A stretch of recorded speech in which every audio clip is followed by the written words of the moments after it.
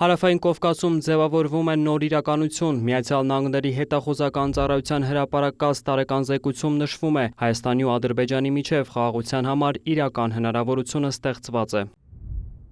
Օգոստոսի 8-ին Ամերիկայի Միացյալ Նահանգների հովանու ներքո Հայաստանի եւ Ադրբեջանի միջև տեղի ունեցած խաղաղության գագաթնաժողովը երկու երկրի համար ստեղծել է հնարավորություն հասնելու կայուն խաղաղության եւ նպաստել տարածաշրջանային կայունության ամրապնդմանը։ Գագաթնաժողովի արդյունքներով ձեռք է բերվել խաղաղության պայմանագրի պայմանների շուրջ նախնական համաձայնություն։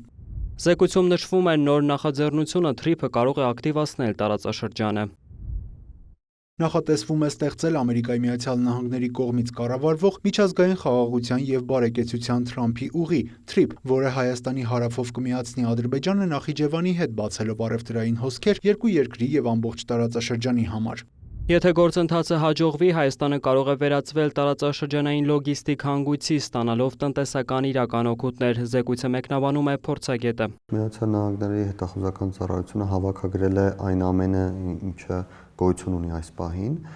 եւ ընդհանրական գնահատական է տվել, կոնկրետ բացահայտելով այն բաղադրիչները, որոնք ազդեցություն ունեն այդ ձևավորված իրավիճակի վրա, դա թե Ռուսաստանի ազդեցության նվազումն է, բայց միևնույն ժամանակ որոշակի հնարավորությունների պահպանումը, թե Հայաստան-Ադրբեջան խաղաղության գործընթացի որոշակի դանդաղումը կապված օրինակ Ադրբեջանի կողմից սահմանադրության փոփոխության պահանջի հետ,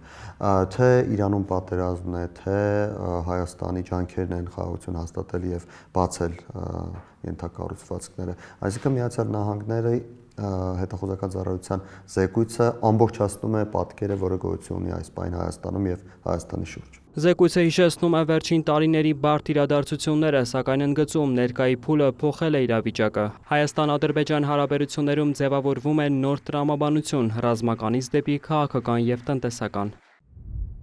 Հայաստանի եւ Ադրբեջանի սահմանին հրադադարի խախտումները կտրուկ նվազել են եւ այժմ գրեթե չեն արձանագրվում։ 2025 թվականի հոկտեմբերին Ադրբեջանի նախագահ Իլհամ Ալիևը հայտարարեց, որ Ադրբեջանը հանել է իր տարածքով դեպի Հայաստան բեռնափոխադրումների սահմանափակումները, քայլ, որին Հայաստանի վարչապետ Նիկոլ Փաշինյանը պատասխանեց մի քանի օր անց։ Այդ պահից ի վեր Ադրբեջանը մատակարարել է բենզին եւ թույլատրել է ցորենի տարանցիկ փոխադրումներ դեպի Հայաստան։ Սա արդեն վստահության ձևավորման փուլ է, տնտեսական փոխկապվածությունը կարող է ամրապնդել խաղաղությունը, ընդգծում են փորձագետները։ Չնայած դրական տեղաշարժերին, գործընթացը դեռ ամբողջությամբ ավարտված չէ, զեկույցը նշում է կան քաղաքական հարցեր, որոնք պահանջում են լուծում։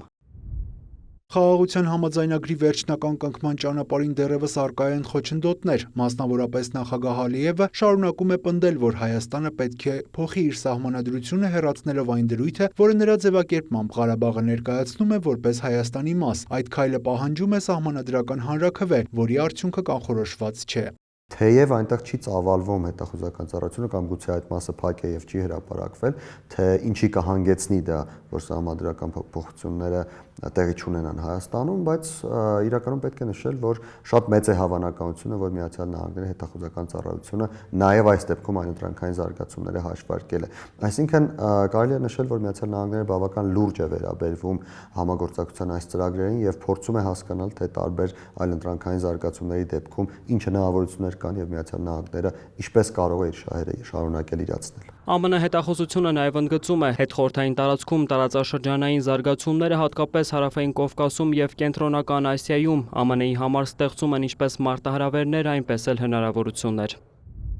Տարածաշրջանը պարունակում է կարևոր ռեսուրսների զգալի պաշարներ, այդ թվում կրիտիկական հանքանյութեր, նավթ եւ գազ։ Գոյություն ունեն նաեւ հնարավորություններ Ամերիկայի Միացյալ Նահանգների ներդրումների համար դիվերսիֆիկացված տրանսպորտային միջանցքների զարգացման ուղղությամբ, որոնք կապում են Եվրասիական մայրցամաքը համաշխարհային շուկաների հետ եւ ստեղծում առևտրային նոր հնարավորություններ։ Սակայն այս երկրների զգալի մասում Ռուսաստանի քաղաքական եւ տնտեսական ազդեցությունը խոչընդոտում է նահանգների մասնավոր հատվածի ներգրավվածությանը, ընդգծում է զեկույցը։ Ռուսաստանը ունի ներուժ եւ հենց այն, որ մենք խոսում ենք հիբրիդային գործողությունների մասին, հենց այդ ներուժի մասին է վկայում Ռուսաստանը այդ միջոցներով Հայաստանի նկատմամբ այժմ որոշակի ազդեցություն է պահպանում։ Նույնը կարելի է ասել Ադրբեջանի մասին։ Այնուամենայնիվ, Միացյալ Նահանգների հետախուզության զեկույցում նշված է, որ չլուծված հակամարտություններով տարածաշրջաններում էսկալացիայի ռիսկերը պահպանվում են։ Այսպիսով, Միացյալ Նահանգների հետախուզությունը փաստում է, խաղաղության հնարավորությունը կա, սակայն Հարավային Կովկասում կայունությունը կախված է ոչ միայն համաձայնագրերից, այլև քաղաքական կամքից եւ սթափ հաշվարկներից։